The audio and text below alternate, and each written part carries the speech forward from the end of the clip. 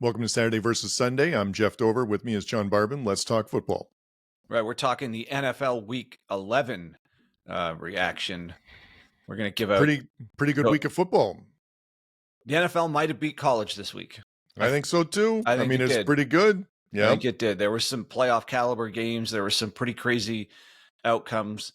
Yeah, I think before we even finish this show, I think we can give this week to the NFL just from and we're recording this Monday before the Texans Cowboys game. I don't know how that can really contribute because I'm assuming it's just going to be the Cowboys laying down and getting walked over, but we'll see. Well, it could contribute if we win two more of our Monday night bets. So that would be right. That could, then it really pushes it over the edge of the best football NFL for sure weekend. Yeah, I'll always take a game if we win the bets. Yeah, for sure.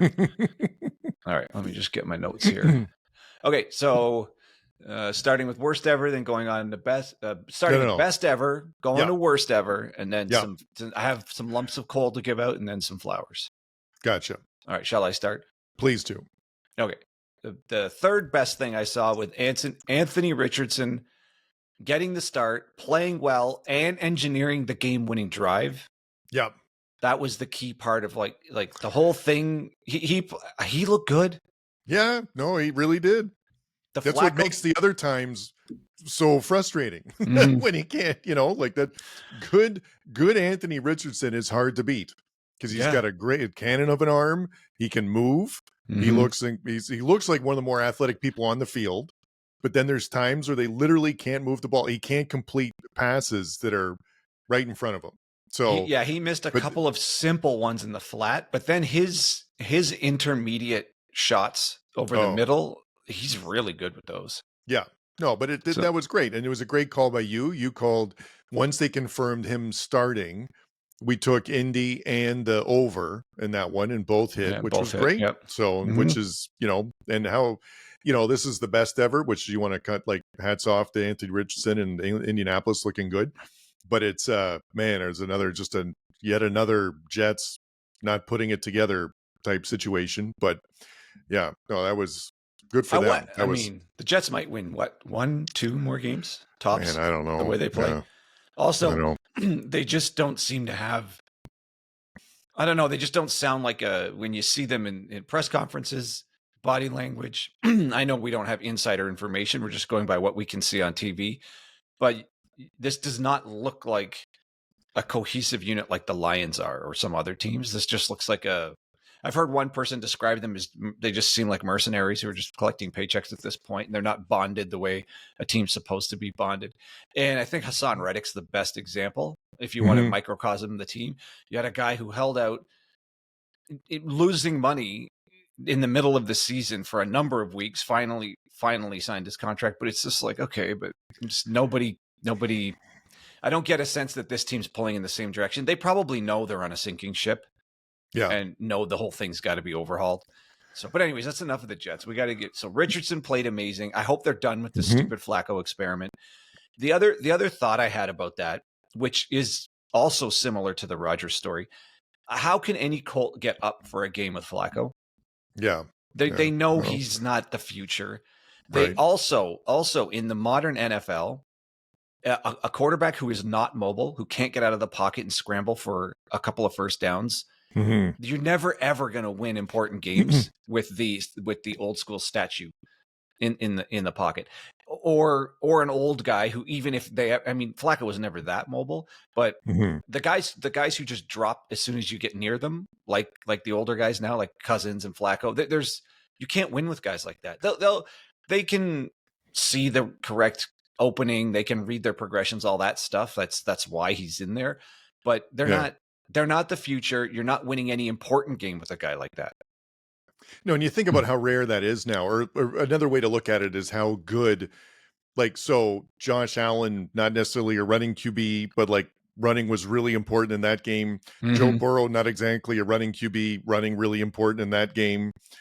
So it's even Mahomes running really important, for even in that course. Game. Yeah. So you're right. Having someone where that is not an option at all, isn't a good way to go. Even Purdy, I know they lost, but the only reason they were even remotely competitive is he kept scrambling and kept drives alive when no one else could like catch a ball and they couldn't run the ball. No, you need an athlete at quarterback. Yeah. So, but Richardson has all of that.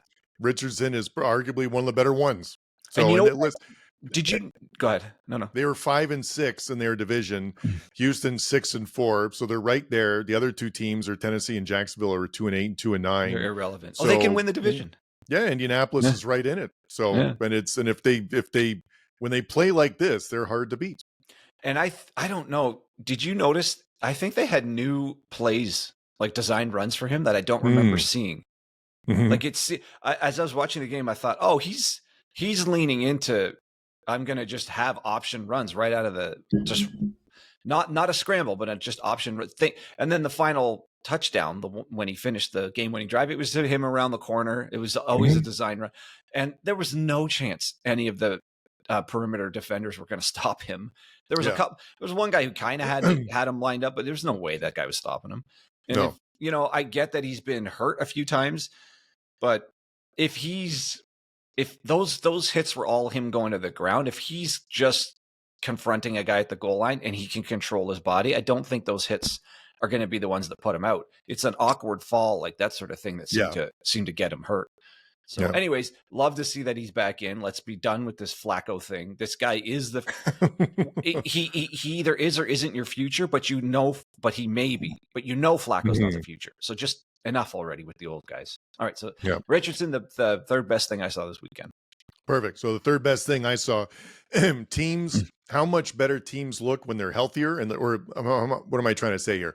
A healthy version of this team looks completely different than their record. I guess that's what I'm trying to say. So I'm thinking about Miami and the Rams, right? So the Miami with Tua healthy-ish, they look like a legit team. Like they handled the Raiders and they looked really good. And they're better than what the record says. Same thing with the Rams. The Rams had a slow start, a lot of people injured, but when they're going, like they look really good. So, and it's really, and it's better. I like it when those teams are good. So that was it was a tough New England game at New England, and Drake May's playing well, but the Rams took care of business and Stafford threw for almost 300 yards. And so it's really striking when health is such an important thing in the NFL. And when they're healthy, they look like completely better teams. Well, there's a reason why the starters are the starters, and when there's obviously going to be a step back it's true in productivity and the quality of the field when it's not your starter, and it's just evident. I had a theory. There's not enough players to go around to actually fill out a 32 team league of any legitimate quality. We've got 9 teams that are at 3 wins or less by week 11. That's horrendously bad, and that's a third of the league essentially. That's utterly unwatchable. And every year now, this I think is exceptionally bad historically, but in general, the bottom third of the NFL's barely watchable. Like there's just not. It seems the thought experiment would be if you dissolve the bottom 10 teams and spread their talent around the other remaining 22. How stacked would all 22 of those teams actually be? And the old argument is that like the difference between like a 5-12 team or 5-11 team and a 11-5 team is not that much apparently, because like that's the margins are so small in the NFL. But man, does it not feel like it this season? Like when you're not good, you look like you're miles away from being good. And it's Jacksonville is a good example of that. Like that was just a waxing. But that's to your point though. Yeah. Like it doesn't feel like the margin is so slim with Jacksonville and some of those other teams. Well, and I'm just working off of your point. A couple of teams missing a few key players, and they're just not there. Like without Tua, Miami has zero hope. Zero. Yeah, exactly. So that's a good point. Anyways, so all right, well that's good. Yeah, getting healthy really matters. All right, the second best thing I saw was the Steelers' defense. Ooh, that's good. This was the best performance of a unit out of the entire NFL this weekend, holding down that Ravens offense. Before we predicted this to be, when you play against the Ravens, you're in a track meet. Well, apparently not against the Steelers. No. This turned into, the Steelers completely dictated this game. That's the most effective I've seen anybody shut down Henry. Like they looked mortal. It was getting to the point where I thought, okay, I even said it on our last show. I was like, oh, the Ravens are good for 35 points a game. That's just going to happen. Nope. The Steelers kind of, that's the map, but the problem is who's got the personnel to do that. Like, I mean, I guess certain teams might have similar personnel to the Steelers. I'm thinking maybe Cleveland, because you've got Garrett, which is kind of like a TJ Watt. You've got like an overwhelming edge, and you have a solid defense at all levels.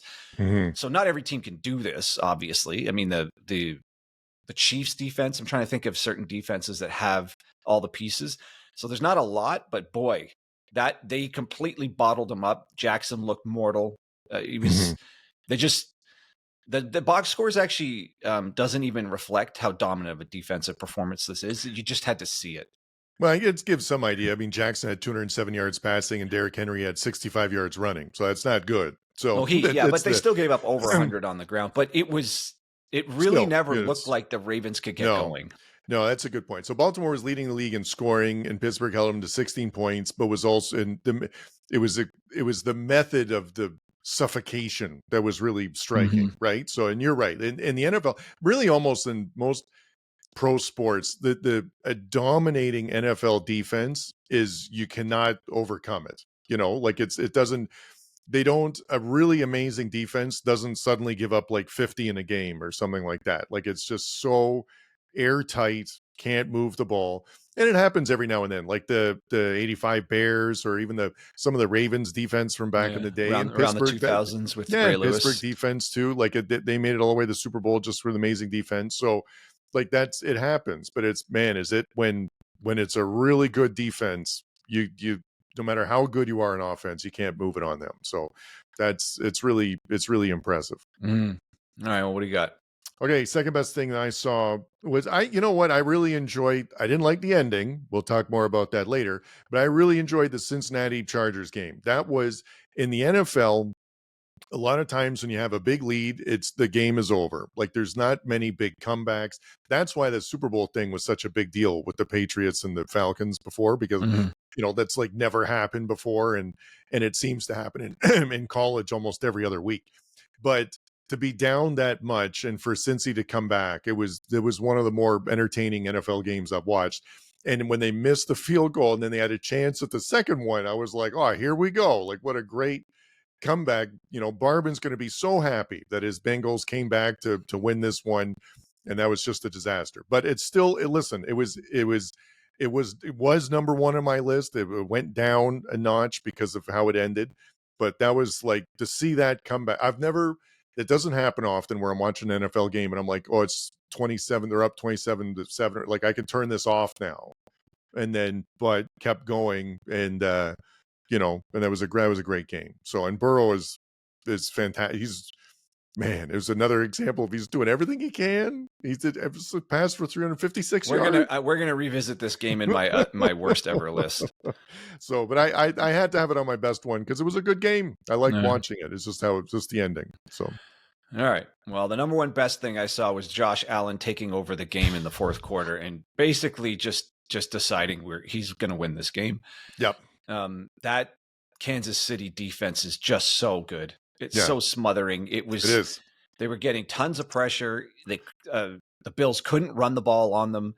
There was just not a lot of space to throw or run. I mean, that defense is legit.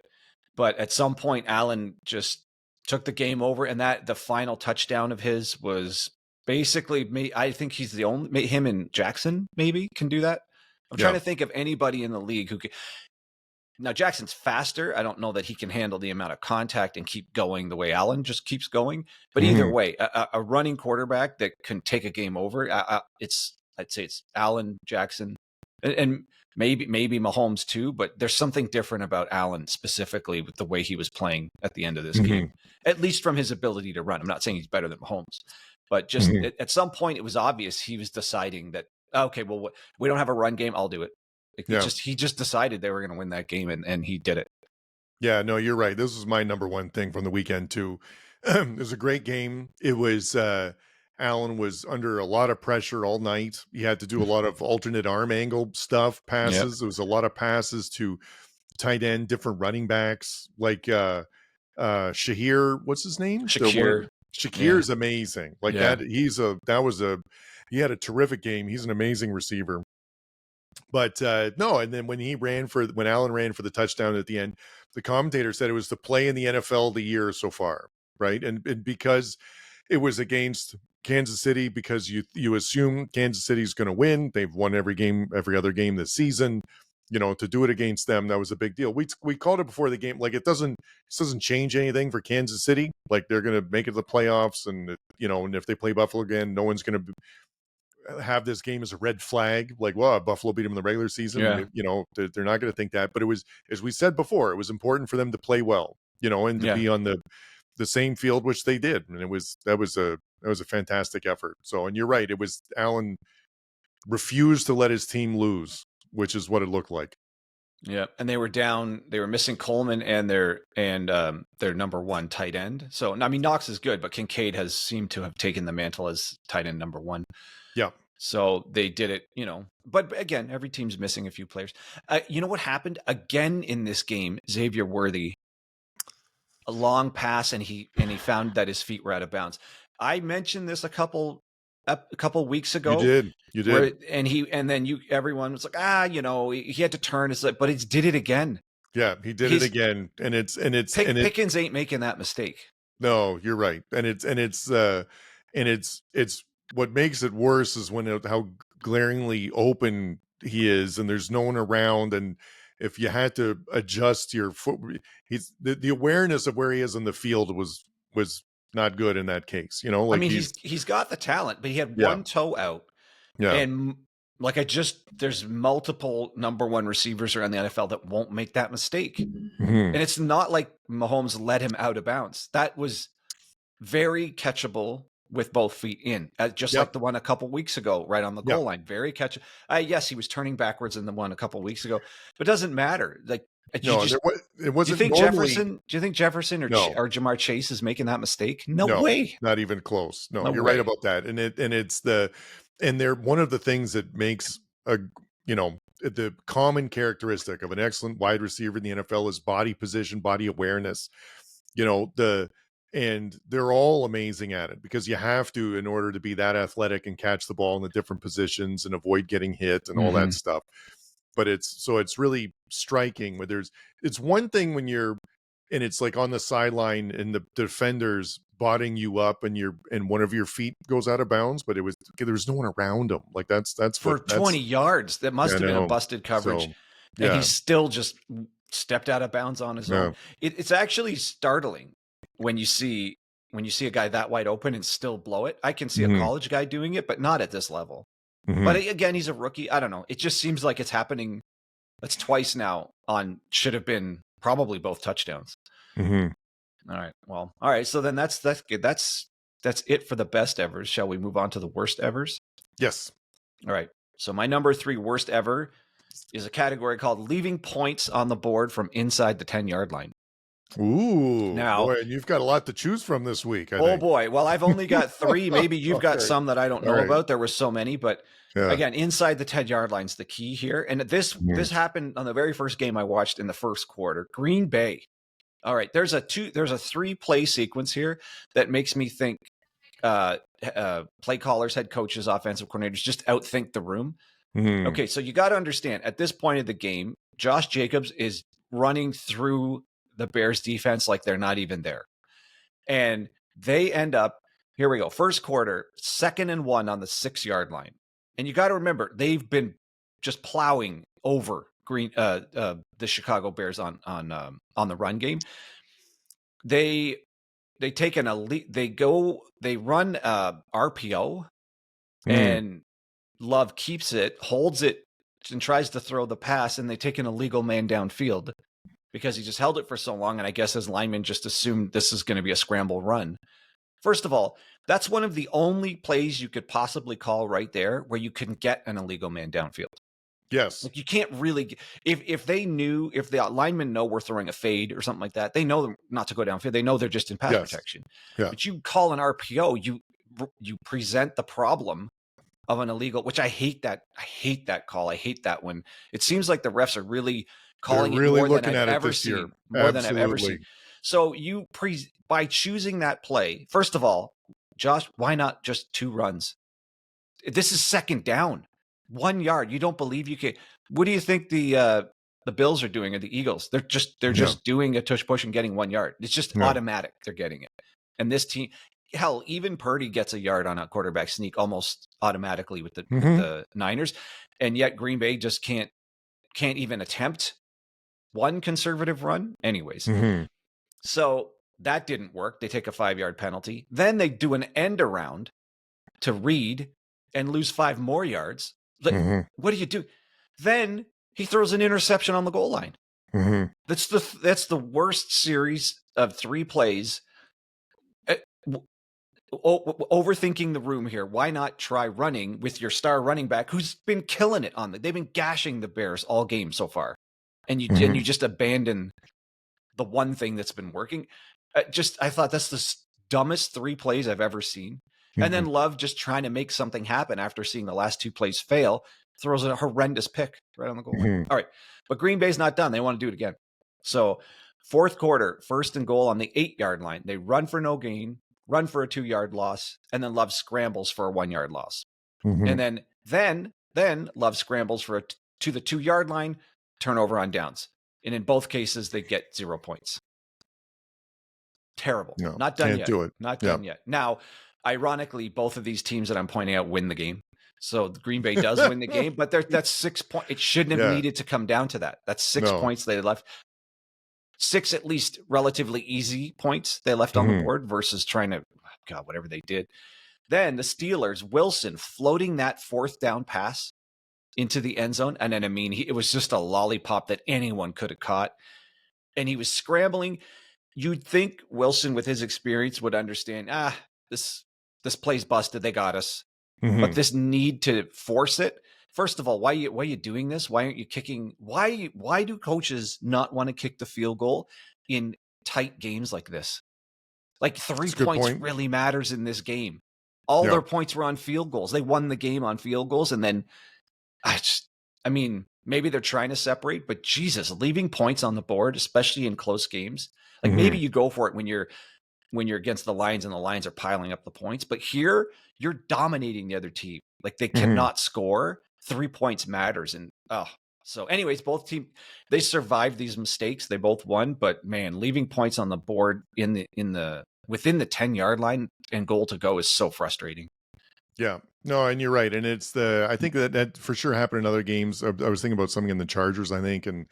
But it was when you're within the 10-yard line and then you get a full start, or you have, happens and all it's the time. Yeah. And then it's infinitely harder to score when it's like 2nd and goal and you're like 15 yards out or something, because they just line everyone up in the goal line and it's just hard to get in there at that point. So no, that's a pretty good one. That's pretty frustrating. All right. So 3rd worst thing I saw this weekend, we've already piled on them before, but it never hurts to do too much, is the Jets again. 253 yards on offense, 10 first downs the whole game. That's pretty bad. That's rough. So that's, and it's just something, I'm just so, I keep bringing it up, but it's just everyone thought Rodgers was going to save the team. They got Devontae Adams, and that's all they can muster. And Indianapolis is good. They have a good defense, but it's a 5-6 team. Like it's not, but anyway, I just can't believe that 10 first downs. That's there's just nothing. There's just nothing with this team, and I think they're just disintegrating right in front of us. Yeah, you're right about the what'd you say, the mercenary mentality, or but it's football. When it gets to this point, and it's like everyone's just going to play for themselves, meaning that instead of playing like your A gap, you're going to try and go for a sack every time because you're thinking about your own stats. Or like football can really get out of hand when everyone's just thinking about it for themselves. Similar to the NBA when they have a really bad team, but if you're someone that's averaging like 25 points a game, like you're getting your points whether you're that's what the team needs or anything at that point. So, but it's so anyway, so I think you're right. I think that's what this team's starting to look like. All right. Well, that's a good segue into my second worst thing, talking about teams unraveling. The Jaguars, I'll say it. They quit. That's just a quit job for sure. You don't give up whatever it is, 650 yards or however much it was, 200 on the ground, 400, it's a ridiculous amount through the air. That's a full on quit. Peterson's gone whenever. Maybe by the time you're listening to this or watching this, he's already gone. There's no way he's going to last the week, I don't think. And this team is just checked out. Lawrence or no Lawrence, you've got a lot of talent on defense, and they just couldn't be bothered. And to me, it's not the offense not being able to play well that's indicative of a team checking out and quitting. It's the defense, because defense is so much about effort. It's not like the personnel. It's effort, and they couldn't be bothered. I mean, the Lions were going up and down the field at will. This was embarrassing. They pulled all their starters in the fourth quarter. Like this is a college game where you just schedule a Division II team for practice. Is there no pride in these guys? I mean, maybe this is a thing where they send a message saying we don't like our coach. This is the same as the Chargers checking out on Staley last year and giving up 60-something points to Las Vegas. Now, that one's even worse because Vegas is terrible. But here, okay, you're giving up points to what might be the best team in the NFL. But it was an embarrassment. There was no effort here. And I was specifically watching all of the different the Jaguars on all the different scoring plays for Detroit. And they weren't rallying to the tackle. If the first guy didn't make the hit or the tackle, that's it. The whole thing was over. And this was 5 and 10 yard passes going for 40-yard touchdowns. This was just an utter embarrassment. Well, and to your point too, what I thought you were going to say is that Jacksonville had one turnover. So normally when you get such a waxing like this with 52-6, there's like 1 or 2 pick sixes or like a return for a touchdown. It's like, no, it was just on offense. Like it was just one team beating the other team. Jacksonville had 170 yards total. Detroit 645. Like that's a difference you'd never see. That's a give up. That's not a better scheme. That is completely giving up. Yeah, and the time of possession was 39 40 minutes to 20. You know, it's like, which is ridiculous. So the fun fact from this game, Jacksonville had the same number of first downs as the Jets. 10. So that really shows you that, you know, let's see, that proves my point about how bad the Jets thing was, because that one was at least a 28-27 game, but this one was 52-6. They only had 10 first downs too. So really bad. But it's no, that's just horrendous. Like, you know, listen, the Lions are good for them, for, you know, you can only play the team in front of you, and so they executed really well. The Jaguars didn't even bother doing that. No, exactly. They didn't play against anyone. No, they didn't. And it's it's really that was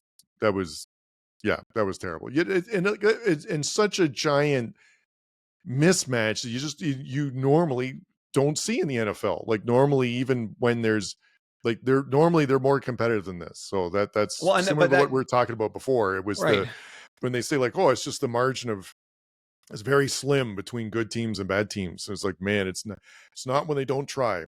Yeah, and this is an example of if the effort's not there, this is how ugly it can get. Yeah.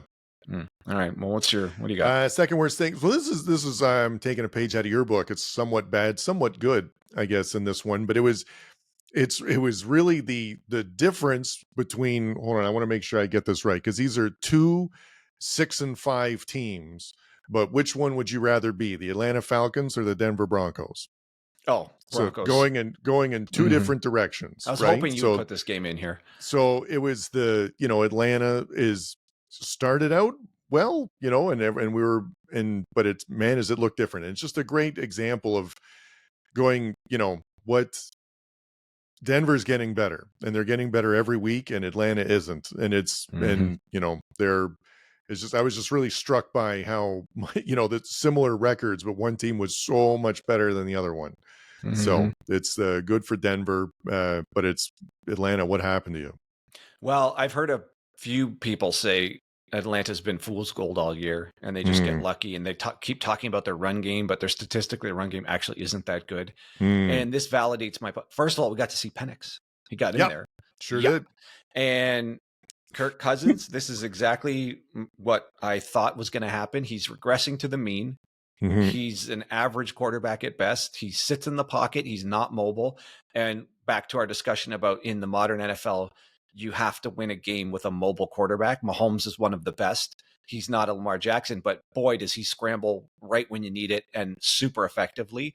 Maybe the best I've seen so far at getting the yards when they're needed, and he gets it every single time. Who, Then Mahomes? Allen, yeah, Mahomes Yeah. is so good at it. Yes, very true. And he doesn't look like he's running blazing fast, but No, no one but can get their hands on it, and he No. gets it right when you need it. Allen won the game based on his legs.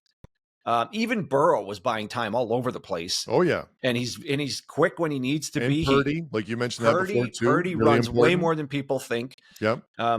This isn't going to work. This just isn't going to work. He's just kind of average. And this is what I thought you were getting with him. I'd rather see Penix. You're spending a lot of money on him, and they might not even make the playoffs if this keeps up. And they're just the run game's not what people were hoping it would be. He's not what they're hoping it would be. Their defense is just sort of okay. And the Broncos and Peyton completely exposed them. And that was just a completely dominant performance. And to your point, man, one trajectory is way up and the other one's going way down. It's bad. All right. Well, okay. So the worst thing I saw was the Bengals missing 2 field goals and the defense collapsing on that final drive to spoil what could have been maybe the comeback of the year. And a win that would have helped them out so much. Like it was a really important win. I've been hanging on to them every week. I know you have. I'm starting to think this might just be an anomaly season where they're going to look back at this year and be, man, Burrow played at an MVP level and they couldn't win a game. Yeah. And they took both Ravens games came down to the very end, and he had MVP caliber numbers in both Ravens games. The Chiefs game, again, I think it was a 3-point game and he played great.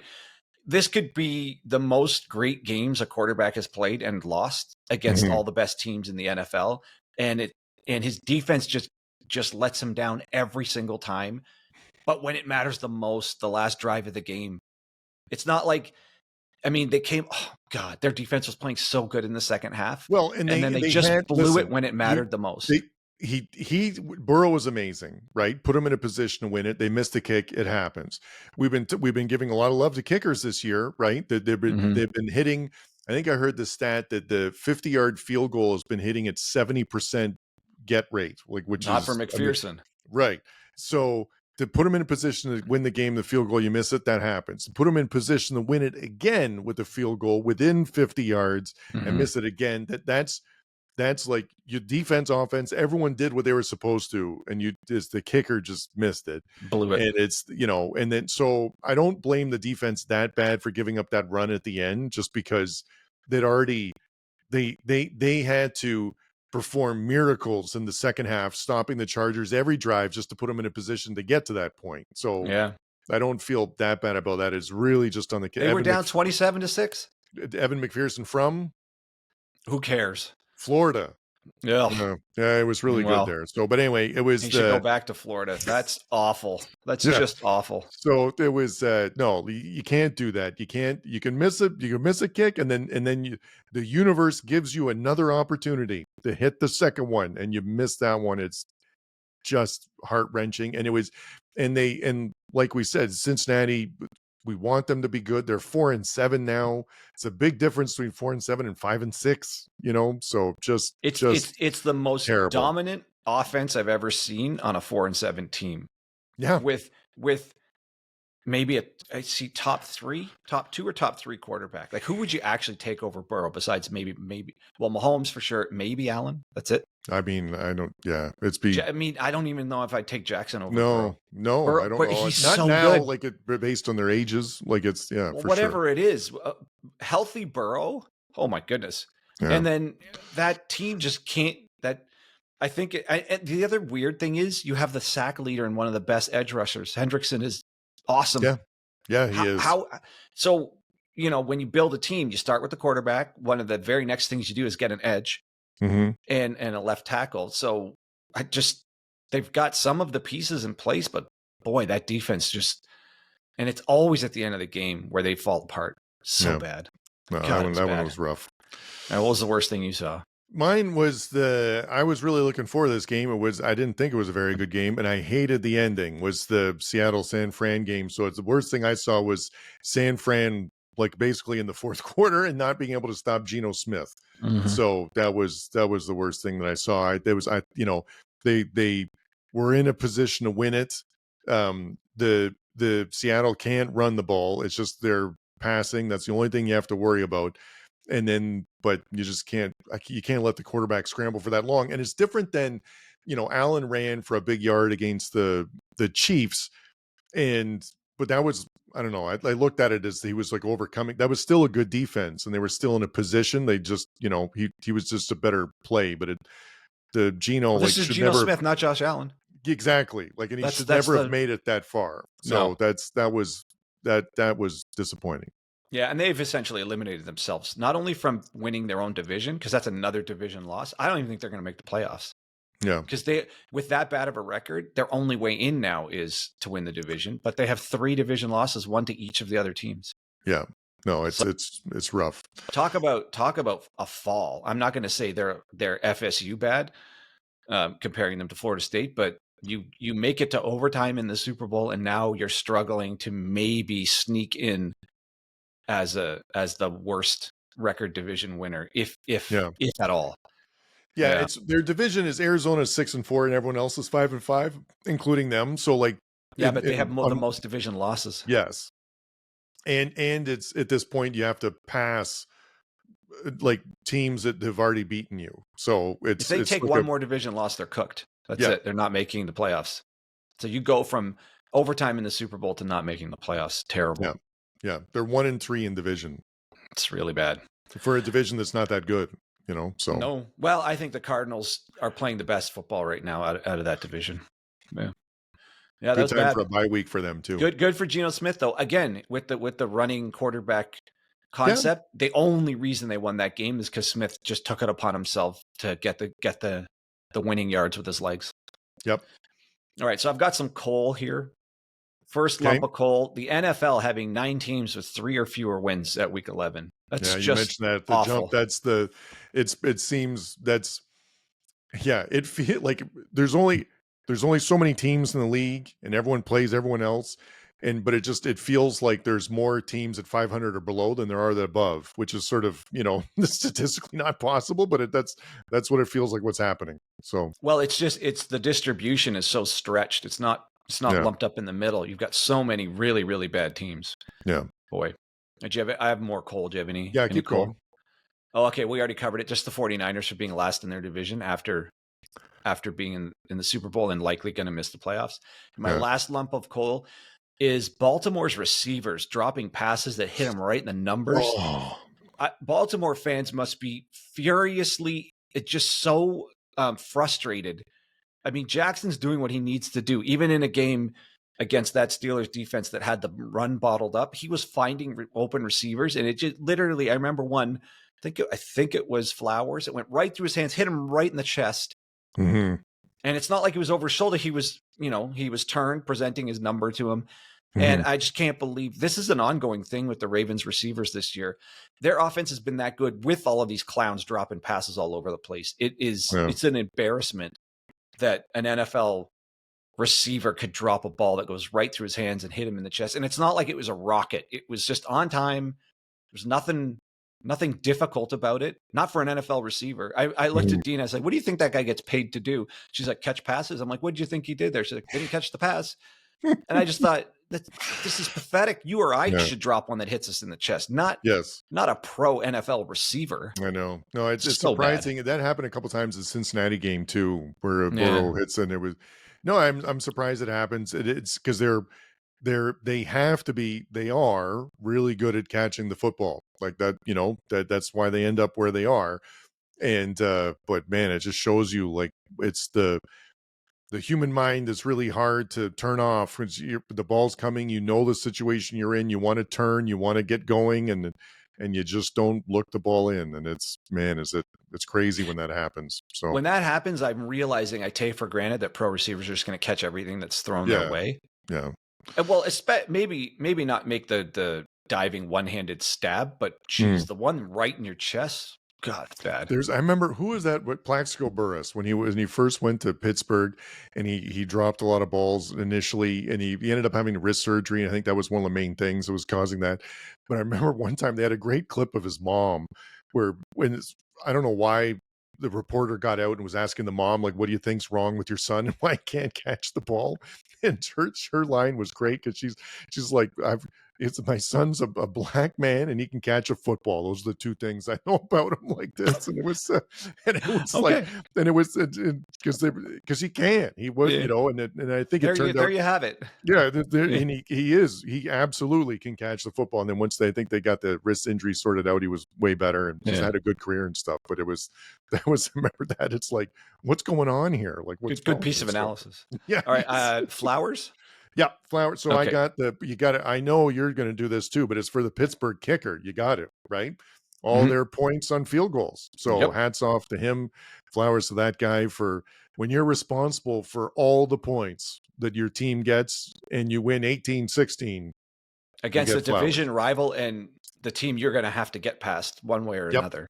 Because there's a lot of other kickers that day did not make field goals. No, it's a huge also in their division, right? Yeah, exactly. So that was big time. That was big time. Yeah. All right, I got, staying in that game, Peyton Wilson Ooh. with the interception, a linebacker covering downfield. Do you remember this? And he pulled the ball right out of the receiver's hands as he was falling to the ground. That might have been the play of the game, if not the microcosm of how this game was going. Steelers defense literally took the game away from the Ravens, and that play was a little microcosm of them doing that. That was outstanding. Yeah, that's really a linebacker. We're not talking a corner. That's a linebacker. It's a big deal. It's all about getting the football on defense, and that was the best defensive play of the week, maybe of the year. That's that's so rare, man. That was good. Oh, it's one of the lumps. I'll throw out another lump of coal on the fire for the Bosa having Burrow wrapped up and then him getting away still. Did you see that? That was literally had him like in a bear hug, and then Burrow got away, and he's one of the best sack people ever. So Burrow was getting away a lot. I know, but very elusive. So it's a small lump of coal, but I was like, that shouldn't happen. Right. Okay, and then Bo Nix, more Flowers. Again, like it's the Denver. They looked like a different team. He passed for 300 yards. He only sacked once, I believe, and 4 TDs, 28 for 33. No, really, really playing well, and just two different trajectories on a 6-5 team. But he's starting to look like the steal of the draft. Yeah, and Peyton is starting to look like they made the right move, getting him as coach. Oh yeah, lots of things. The arrows are all pointing up for Denver. That's for sure. All right, I got Flowers for Puka Nacua on that diving catch in the end zone. That's, contrast that to Flowers having one bounce off of his face. Like, come on. That's how you catch. That's an NFL receiver right there. And I'm not saying Flowers isn't, but Jesus, make the open catch when you have it. Nacua, and you could tell that one hurt when he landed. Like he was in pain afterwards. But man, that's outstanding. Yeah, and I'll carry on there with Stafford, 18 for 27, 295, 4 TDs. I mean, he's still got it. Even though he's getting a little long in the tooth. The thing is, him and Cousins are roughly the same age. I take Stafford over Cousins 1,000 times out of 1,000. Every day of the week, twice on Sunday. Yeah, no, for sure. And it's no, you're right. And listen, that was a road game at New England, and New England's not bad. They're playing much better recently. And so that's the Rams. What we thought we were going to get all season, but we've happened to get just the last couple weeks, right? That's what I thought I was going to get when I bet on them. But anyway, exactly. Right, what else you got? And then I had Flowers for Shakir. We mentioned it earlier. He was just really like Allen's amazing, but he has to throw to someone. And Cooper's good, but like Shakir was really a difference maker on the field, and he looked great. So that was good. That's his go-to guy, like now. Yep, it is. And so, the only thing I'm realizing now is I haven't said anything about the Minnesota game. I'm wearing their T-shirt. I haven't said anything about best or worst ever or Flowers. So I'm just going to give Flowers to Minnesota for covering the 6.5 spread for our bet. And so we're, they get the T-shirt because that's another right. win in our call. If anyone was wondering, that was a key bet we made. Exactly. All right, so I got 2 more Flowers to give out. Taysom Hill, 7 rushes for 138 yards, 3 TDs. He's such a unique weapon. I love this guy. He's so much fun to have on a team. Yeah, he's the best wide receiver, running back, quarterback I've ever seen. I think Tyler Warren might be able to pull this off in the NFL. Ooh, oh, good comparison. If you were Tight end gonna from Penn State, if you're not yeah, sure. if you were gonna model Tyler Warren's game, Taysom Hill's the closest pro model. And he's unique. He's one of one. There is nobody else like this. But man, when you use him right, look at what he can do. Like this is a wild card that you just can't account for, not very easily. Just how useful he is, man. 8 catches for 50 yards is really good. But when you throw in 7 carries for 138 yards, that's 19.7 a carry. So he's strong and he's fast and he's smart. Ridiculous. Yeah. Yeah. And you have to when he's in at QB, you have to respect the fact that he can throw. It's not like he's obviously going to be Wildcat. He can actually play QB just like Tyler Warren. Like when he's in at QB, it's not a guaranteed run. He's got some touch. He can throw. And do you have any more flowers? Nope. My last one's just Geno Smith for finally getting over the hump and getting the monkey off his back and beating the 49ers. And it was a lot to do with him, especially at the end of the game there. He really did do his little version of Josh Allen, just was like, I'm going to win this game. And he did. Yeah. No, when you run for it, this San Fran should never have given up that run, but he ran for the winning touchdown with 12 seconds left, you know, in a well-fought game. The both, you know, neither team had a lot of yards. It's, you know, so yeah, I'll have if to he tried to force it with a pass, they probably wouldn't have got it. He did exactly what was necessary in that moment. Forget the game plan. He's just got to go make it happen, and he made it happen. Did you notice they panned over to Bosa when he had one of those runs? Maybe not the game winner, but one of the other runs that kept that drive alive. And after Bosa went out with his injury, they panned over to him, and Floyd completely misread the play and just whiffed. He had Smith in the backfield. If he just read the play correctly. And Bosa, you just saw him shaking his head thinking, oh my God, that was an obvious, like you had it. It was over right there. And he did. So I part of that game winning drive was the fact that Bosa wasn't there. I'm sure he would have had at least a little bit more discipline with his rushing compared to whoever's left on the field. But it just shows you how weak that D line is. But well, all right. Well, that's what we got for the NFL. I think the NFL pretty solidly beats college this week. There was a lot of good games and just some playoff level games. It was good. Yep. No, we talked about this earlier. We never really thought there would be a way for the NFL to win the week, but the NCAA week was good, but not great. And this NFL week was great. So it wins the week. It was really NFL good, really good performances. All right. So that's our analysis. The fact that we've won more bets on the NFL this week compared to college doesn't hurt either. So it's probably the only reason we're picking it. We're doing way better on our NFL bets than our college bets this week. All right. Well, that's our analysis of NFL Week 11, and come back to the channel on maybe Thursday. We're going to have our picks for next week and our picks for the best games. We'll catch you later.